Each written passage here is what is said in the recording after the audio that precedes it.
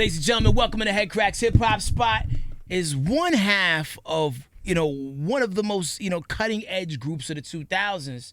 But at some point or another, he decided, hey, man, I'm going to do my own thing. And I am second. Ladies and gentlemen, the one, the only, No Malice. What up, what up, what up? What's going on, fam? Doing great, brother. All right, all right. Good to see you. Looking good. Hey, Still looking young. Listen, I appreciate it. It's good to be here, It's all good. Now, for those who, maybe only halfway familiar with the story, you were, one half of the group, the Clipse, with your brother Pusha T. Right, for sure. And I've been following you guys' trajectory for a long time. I actually used to work on the Electra Street team. Okay, so okay. I was Good old Electra. We give money. Yeah, we give money. all right, and all right. The funeral, I waited for that album for a long time, and you guys gave us some classic joints, man. Appreciate it, man. Appreciate it. A super underground mixtape. Okay, okay. And so we fast forward to 2016. Wait, hold on. So you was there from the jump, from the inception.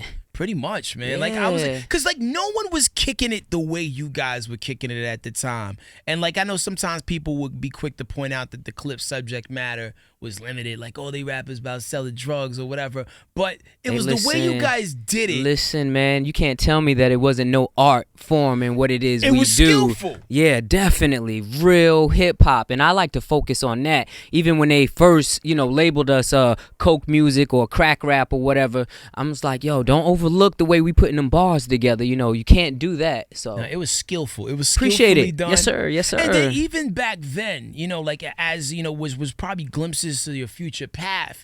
You would still drop little gems biblically in the records just to give it a sense of humility, I guess. Yeah, definitely. I like to think that I brought the conscience to our group. And I would always take the truth. It was just something about the truth that was just so profound to me, and I liked the way that it sounded. And then I would, tag on my little way to justify living the way I wanted to live. So, but it calls for some good bars. So I appreciate it, yeah. And, and I think anything that's great, sometimes you can look back and be like, okay, this was great, but maybe some monsters were created along the way. Oh. Even when you look at groups that pioneered certain sounds like NWA, right? Ice-T for what he did with gangsta rap. Right. If you look at the blueprint of quote unquote coke rap, right, you guys were kind of like the nucleus of the era, and a lot of people a lot of artists and a lot of groups kind of came from that wave, whether it be the French Montanas of the world, right, or Chinks Drugs, cats like that, right. But at some point, a light bulb went off in your head, and you realized that something got to change. Right. I always believed that I had some kind of conscience issues. And I like to think that I always gave the full perspective of the things that we were dealing with. When you listen to Clipse music, that's definitely real non-fiction music. And to see how everything ended up and what happened to my homies and manager and friends and family, I can't help but to think about the thousands of other people, that it took its course on, so, but I really appreciate where it's taking me today. And, I like the Clipse catalog. I love it. The music was, to me, I really enjoyed it. But, it made me the man I am today. And I like to think that it's growth, Yeah. I'm not in the same place I was back then, so. Salute to all the music you guys have ever done and the music that you've done, solo, separate and together.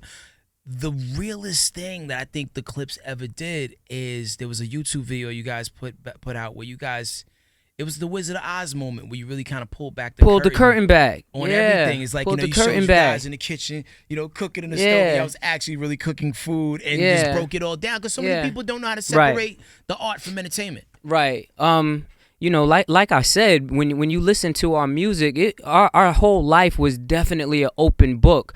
And you have people that listen to music and they can listen responsibly, but there are a lot of young brothers out there, young brothers and sisters who hang on to every word and run with it, and that music becomes the soundtrack to their life. And I'm not trying to come in with a cape on and save the world, but I would be fake if I didn't tell the entire truth. At the end of the day, everybody that I ran with, they have regrets. Right. They would do things different. and when you're sitting in that federal building and listening to the judge say 300 years, you know, and you see the wives and you see the, you know, the children and the cousins and everybody crying. I was crying, big snot bubbles coming out my nose and everything, you know. So you got to rethink things, man. Yeah. You know, you got to rethink things, and you can't champion the same things that you used to.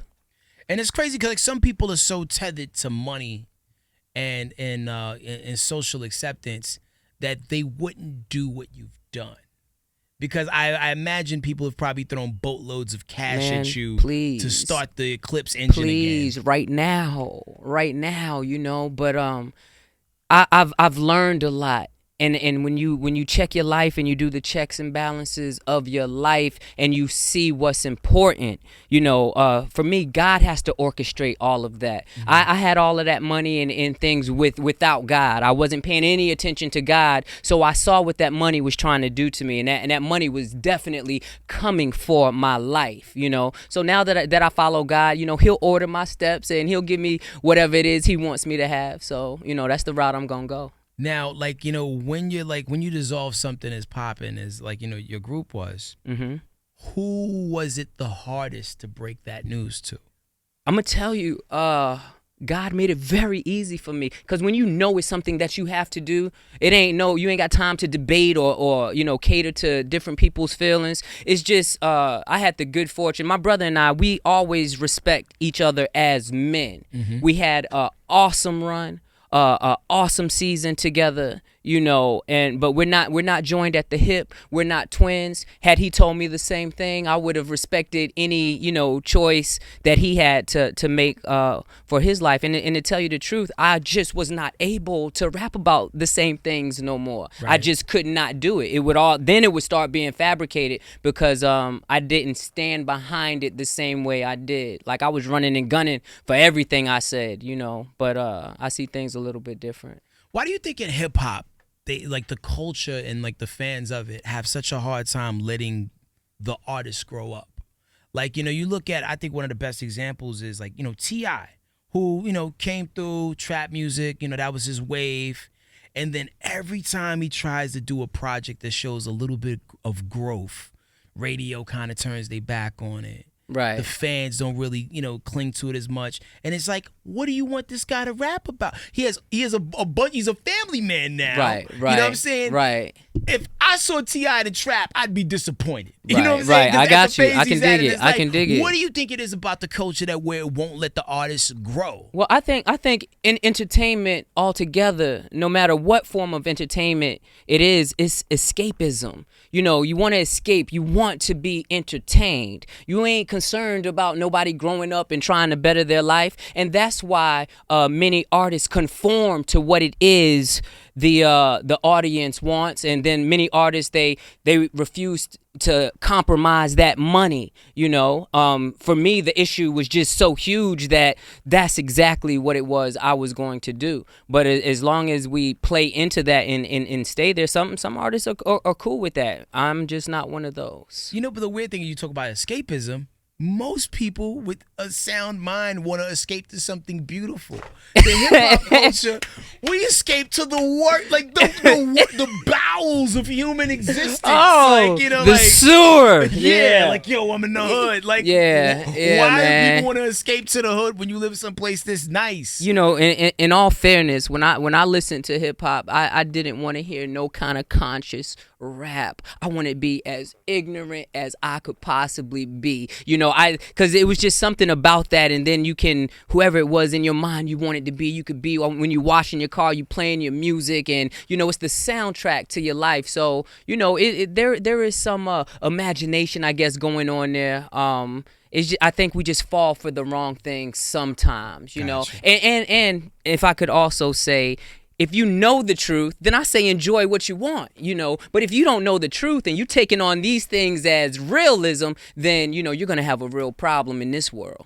Straight up. As we see, it's too much going on. We got the police brutality. The economy. It's hard to get jobs out here. Like, it's no time to be a dummy. Not in these days. Straight up. Nah, you definitely hit that on the head. Yeah. So, a few years back, ran into you at A3C. We chopped it up for a hot second. You had a book out at the time. Yeah. And this is kind of like when you was first making the transition to do your own thing. Right. What are the obstacles, if any, that you've come across, since you kind of like started going on this new path? You have to. I think the biggest thing is, you can no longer worry about what people have to say. I've come to find out that now that I have made this transition, that a lot of people come to me and they ask for advice, or if they're going through, especially my friends, they're going through something serious, they always seek out Gene. They end up on my doorstep or calling my phone. So, sometimes we just got to take our cool off, be vulnerable, and let others know, everybody goes through things. Sometimes you got money, sometimes you dead broke, sometimes you healthy, sometimes you sick. Nobody is 100% all the time. And I think, we can have these conversations and stop acting invincible and, just have some compassion for each other. Help us get through this thing called life. And it seems like it's way tougher to have compassion for somebody than it is to like, put on that facade, and act like nothing bothers you. Everybody's tough. Yeah, but you know what? It always seems to surface eventually. Eventually, you'll see some entertainer drug abuse problem, domestic abuse problem, financial issues. It's always something. Depression, suicide. You see it in the news all the time. We coast over it, but these things are happening. They're happening. And it's going to take a lot of people to really point the attention to these things so we can really flesh these issues out. Yeah. Like sometimes you see people get people don't show their humility till they get broken completely down. And sometimes you have to get broken down to submit to a power that's higher than yours. Listen, it's in suffering when we start to call on God. When the bills is paid, when your relationship is right, when your health is ordered, then all you want to do is do whatever it is you want to do. It ain't till something break down. Then you want to call on God. Yep. But the good thing is he's there and he's ready to accept you whenever you cry out, as I found out. Man, my brother, you got that word in you. How about that? Hey. Straight up. You have partnered, so it seems, with a thing that I didn't even understand at first. I was driving down like the highways. I would see these billboards that say "I am second." Right. I didn't know what it was about. Right. One day I pulled over, wrote it down, and Googled it, and then realized, okay, Christ and God is first. Right. You yourself should be second. Right. What was it? Who gravitated towards who? My man, B. Ricks from I Am Second, he was familiar with the story of the Clipse, and he's with E3 Partners and I Am Second, and that's what they do. They put together these mini films of whether it be entertainers or people in general. They get to tell their stories, their life-changing stories that are very inspirational and from people who you wouldn't even think, from all walks of life. So he reached out to my management team, and we just put it together. And Brandon and myself, he co-produced the film, and we have a lot of similarities. And come to find out, we got the same birthday, so it's like it all came together. It all just felt right. You know what I'm saying? So here we are. I Am Second. My movie is called End of Malice. And I'm telling you, brother, it's deep. We've been taking it to the prisons. We've been taking it, to different cities, and the response and the reception it's just been phenomenal, man. And what are people taking away from this movie after seeing it? Well, I would like to think with the movie and wherever I go, I can't even nickname it. It's the power, the forgiving power, the saving grace, the mercy and forgiveness of Jesus Christ. No matter what you do, whatever you have done, it is that redemption. A lot of times we walk around here and we carry paralyzing fear, paralyzing guilt, paralyzing condemnation, and we need an escape and don't have a way out. And I'm here to tell you that if you don't have Jesus Christ, then you may have to take on all of that guilt and regret, and he has been the answer to everything I've been through. Word. Now, through all religions, the common thread in some way, size, shape, or form is the belief of a higher power. Okay. You got people that may be watching this and listening to this. Right, that's right, like, Muslim, they might be Hindu, they right. might be, whatever, Hare Krishna, whatever. Right. How can you spread that message amongst people who may sometimes be resistant Right. to what is labeled as Christianity. There's a great resistance, you know. And if you notice, there's a great resistance to Christianity. It's like everything else is like, you know, respect him for what he believes, and, you know, we get along. But when you mention the name of Christ, there's a problem. But what I will say, and this is what I say when I go out and I speak with people, that there can only be one truth unless one would negate the other. You don't have to even make a decision or pick, but just know in your heart of hearts and in your own common sense, it can only be one truth. It cannot be two. And start there is what I say. Okay, I mean, because like you see all different forms of, you know, religious oppression. You know, people, you know, feel a certain way about Christians. Some people say, you know, some of them act holier than thou, and they do, and you know, and they absolutely do. And you know, because you're dealing at the end of the day, you're still dealing with people, and that's what people need to remember. And we're flawed. That's right, greatly flawed. Yes, yes, indeed. But then you look at, like, you know, certain political campaigns and whatnot, and you talk about, oh, you know, President Barack Obama, he's a Muslim, like it's a bad thing. Like, you know, longs people are like attached to some sort of, you know, higher principle, a higher thought. I mean, like, you shouldn't be persecuted for that, no matter what, you know, what religious sect you're claiming, right? Well, I mean, what I will say to what you just said is that we are commanded to love one another, and I think once you try to forcefully or inflict ideas and beliefs on people, people will definitely, they have the tendency to become turned off. I say investigate this thing for yourself. Indeed. Yeah. So, like, if you was to, like, put people on the path, right? Let's just say somebody's listening to this or watching this, and they at rock bottom right now. Right. And they're about to do something crazy. What would you say to them, or would you point them in a direction to kind of, like, you know, start to see the light for what it's worth? I would say to them, there is no other name under the heavens whereby we must be saved. Like, is the answer the Bible? Because some people have a hard time. Like, some people start reading the words and they see that. You're not letting up. They see that. You're not letting up. You know, yes, the answer is the Bible. The answer is the Word of God. Which version? Because this. All right, all right. You know, and that's a fair question. That's a fair question. I thoroughly enjoy the King James version. I feel like when you start tampering with things, you know, sometimes you don't get the true meaning or true message. But for me, and I'm not, you know, trying to say for anybody else, for me, I learned the word on the NIV version. But now when I read the King James, which was good for me, the NIV version, but now when I read the King James version, I see what it was saying was so much deeper, and I needed that depth to it opens up, you know, wider for me. But, you know, this is me we talking about, I mean, you know. everybody's different. Like, This like, is me. For you personally, how many times did it take you reading it to get the understanding? Well, that's why I say when I started with the NIV, it was kind of basic. But now when I read the King James version, it is it's elementary. And, you know, the Word of God says that He is a rewarder of those who diligently seek Him. So if you're He's not trying to make it complicated for you. What happens is we might read a section and give up on it. But if you want to understand what it is that this life is about and you seek Him, trust me, He ain't going to play hide and seek with you. I promise. So you got to be diligent. You got to be diligent. If you thirsting. Right. If you thirsting. Now, if you ain't thirsting and you think you got all the answers out here, then roll with what you know.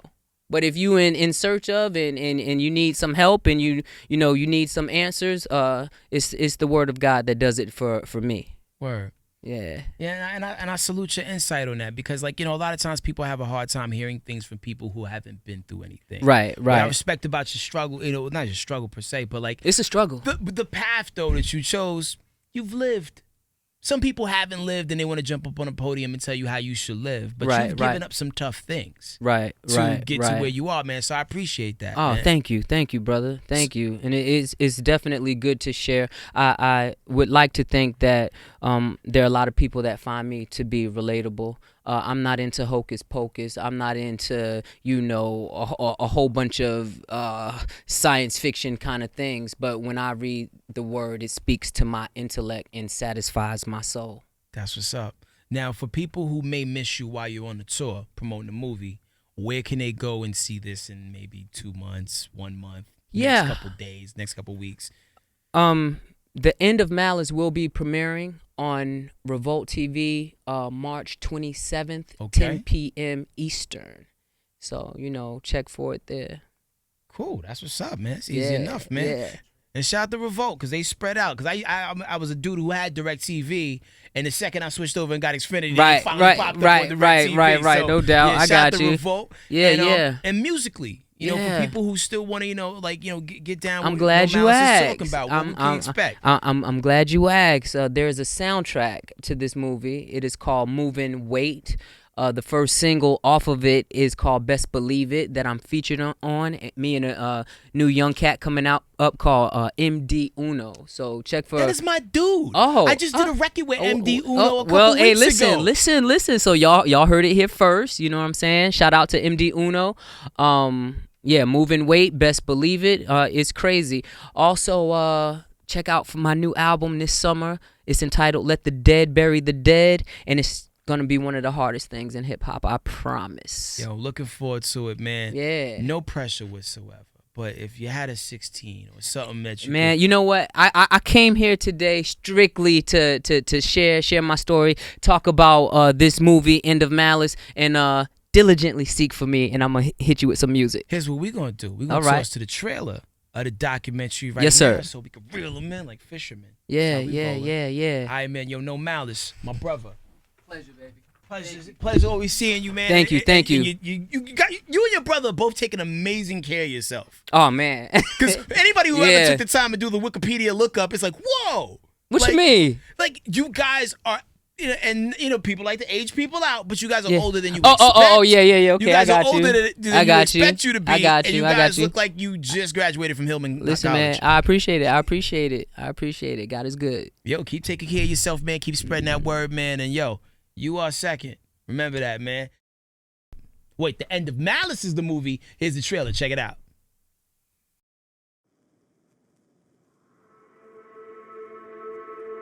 I remember talking to a friend of mine. I said, "You don't feel guilty?" He said, "You are the only one who asked that question." I remember being young, like, man, why you like writing raps down? That's for them guys on TV. You don't write raps.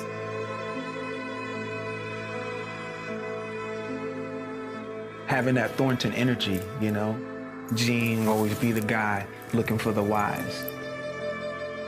He was much more of a philosopher in his rhymes. As Pusha was like a young, wild card firecracker. For a moment, it seemed fun.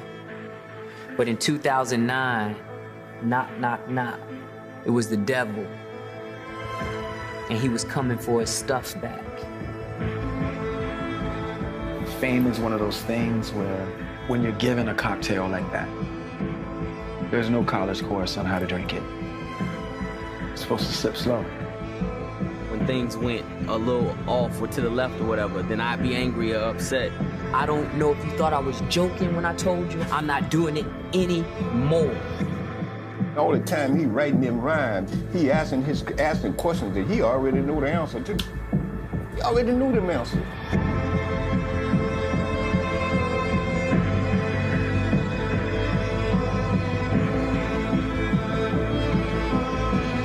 Even the most saved and sanctified person lives in a secular world. It's what you have on the inside that is what's supposed to ground you. And that's being connected and spiritually connected to the Father.